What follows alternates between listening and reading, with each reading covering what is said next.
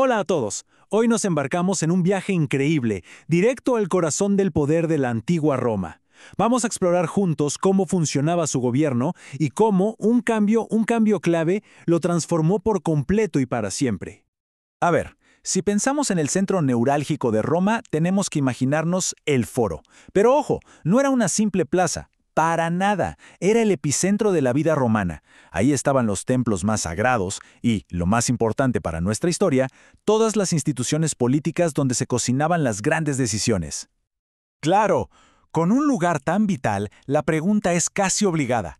¿Quién mandaba de verdad en Roma? Bueno, la respuesta no es tan simple, porque tenían una estructura de gobierno súper ingeniosa. Durante la época de la República, los romanos tenían una regla de oro: que nadie, pero nadie, tuviera demasiado poder. Así que diseñaron un sistema de poder compartido. Pensemos en ello como un complejo deporte de equipo, con reglas muy claras para mantener todo en equilibrio. En la cima del poder estaban los cónsules. Eran algo así como los dos capitanes del equipo. Tenían el máximo poder político y militar, sí, pero con dos condiciones importantísimas. Solo podían gobernar por un año y tenían que estar de acuerdo en todo. Esto evitaba que cualquiera de ellos se volviera demasiado poderoso. Luego estaba el Senado. Este era el consejo de los más sabios y experimentados, los veteranos. Aunque técnicamente no gobernaban el día a día, su influencia era tan, pero tan grande, que casi ninguna decisión importante se tomaba sin su visto bueno. Eran los grandes asesores de Roma. Y para que la balanza estuviera bien equilibrada, existía el tribuno de la plebe. Esta figura representaba a la gente común, al pueblo, y tenía lo que podríamos llamar un superpoder: el veto. Si los cónsules o el Senado proponían una ley que perjudicaba a la gente, el tribuno podía levantar la mano, decir «no», y esa ley se bloqueaba por completo. Entonces, el sistema funcionaba así. Los cónsules lideraban, pero por un tiempo muy corto. El Senado aconsejaba con muchísima autoridad, pero no podía dar órdenes directas al ejército. Y el tribuno, el tribuno protegía al pueblo con su poder de veto. Ningún grupo tenía el control total. Un equilibrio casi perfecto que mantuvo a la República estable durante siglos. Pero todo sistema perfectamente equilibrado puede tener una debilidad. Y en Roma, esa debilidad resultó ser el ejército.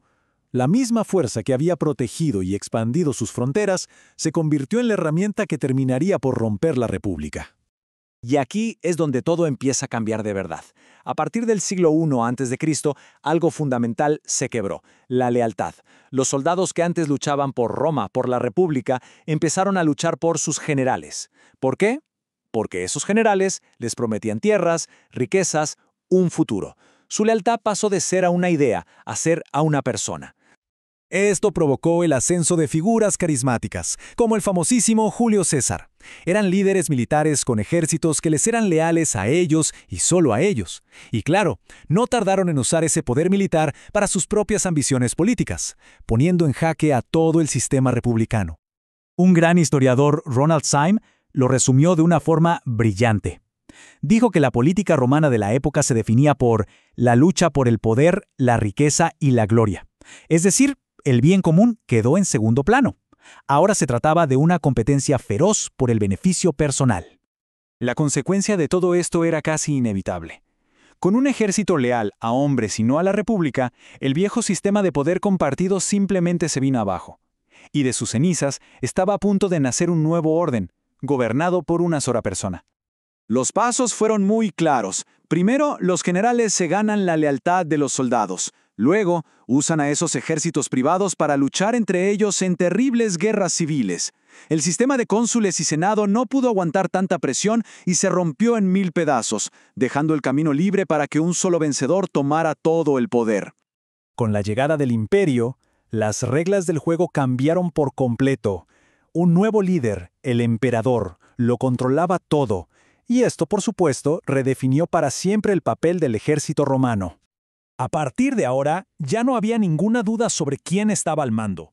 Todas las legiones, todo el inmenso poder militar de Roma, estaban bajo el control directo y absoluto de una sola persona: el emperador. Y el trabajo del ejército se multiplicó. Ya no era solo luchar. Ahora eran los responsables de proteger miles de kilómetros de fronteras, de conquistar nuevos territorios, de aplastar cualquier rebelión. Pero también eran ingenieros que construían caminos y acueductos, e incluso operaban minas. Se convirtieron en la herramienta multiusos del emperador para controlar y construir su imperio. Y así llegamos a este número, que lo resume todo. 1. El poder que antes estaba cuidadosamente repartido, equilibrado entre cónsules, senadores y tribunos, ahora estaba concentrado en las manos de una única persona, el emperador. Toda esta historia de Roma nos deja una pregunta muy profunda, ¿no? El ejército que fue creado para proteger a la República se convirtió en la misma fuerza que la destruyó y le entregó todo el poder a un solo hombre. ¿Cómo es posible que el protector de una nación pueda terminar convirtiéndose en su dueño? Es una de esas grandes lecciones de la historia que sin duda nos hace reflexionar.